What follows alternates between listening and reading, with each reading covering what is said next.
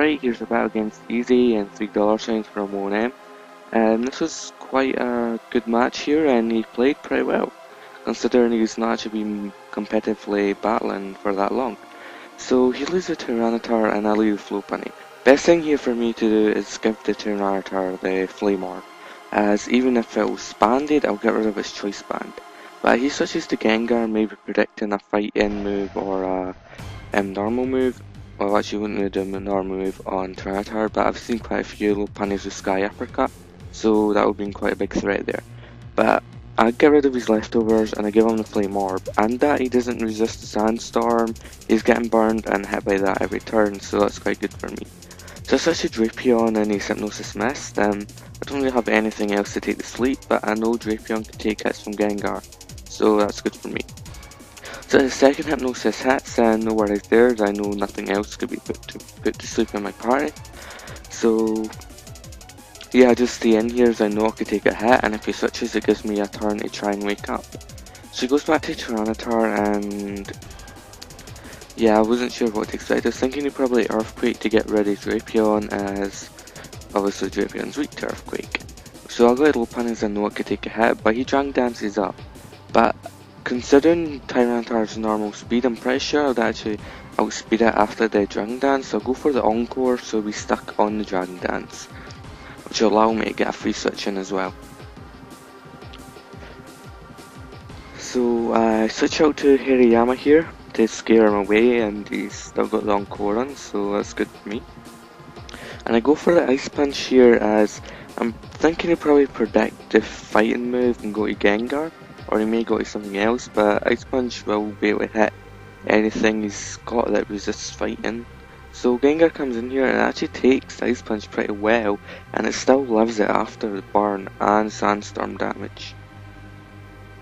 So it was quite hurtful. So I was thinking he'd probably attack here, but he goes for Destiny Bond, which I actually never knew how it worked before, that if you actually got killed by the weather, it won't actually take my Mon down. Some of you watching me have already knew this, but I didn't, so yeah. So Tyranitar comes in now, and I'm thinking he'll probably Earthquake this turn, so go to Flygon, and he does, so that was pretty good there.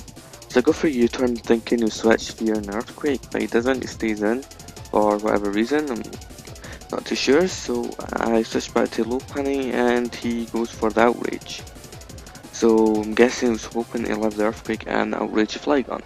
You know, Outrage probably isn't the best move to have on Tyranitar, just so that he has Dragon Dance, Earthquake and Outrage, meaning he's missing one of his stab moves, which could be a good Stone Edge or Crunch or Pursuit, depending on what he prefers. So I kept Lopunny in there just as foothers. There's nothing I wanted to switch into the Outrage, but there's some things I knew I could switch in and get a master result with Outrage. So no Flygon without Sweet, so I just go for the Earthquake as a super effective stab, and it's quite a high powered move.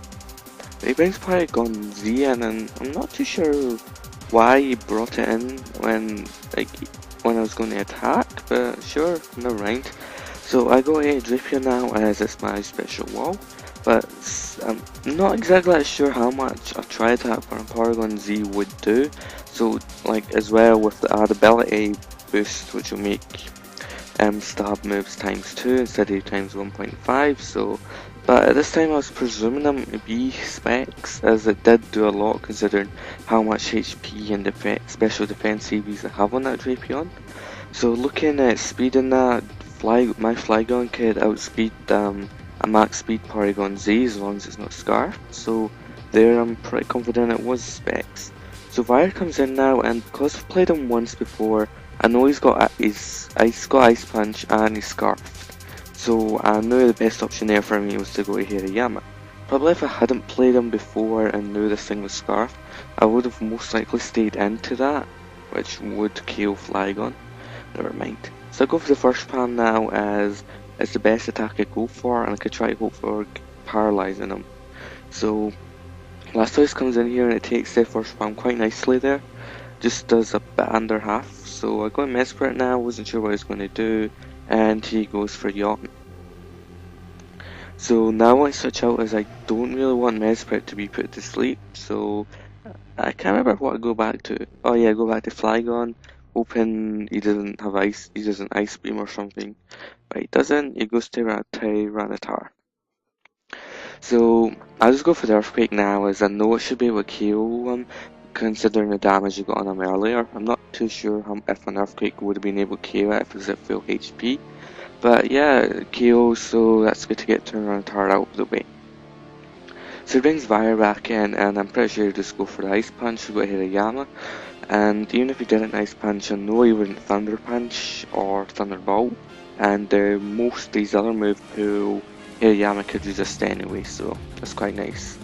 So he withdraws again and he goes back to Blastoise while I first palm again. And that's one more hit, looks like it'll be a KO on the Blastoise. I was hoping to get the power hacks just to make sure he wouldn't be able to get a hit on me, but never mind. So he goes for Yawn this turn, maybe just want to get Hirayama asleep to first switch or whatever, I don't know, but I go for the first palm again and I KO Blastoise. But now I'm going to have to switch out to something else, as I know I'm going to fall asleep and I don't really want him to fall asleep, particularly after seeing this Mamoswine.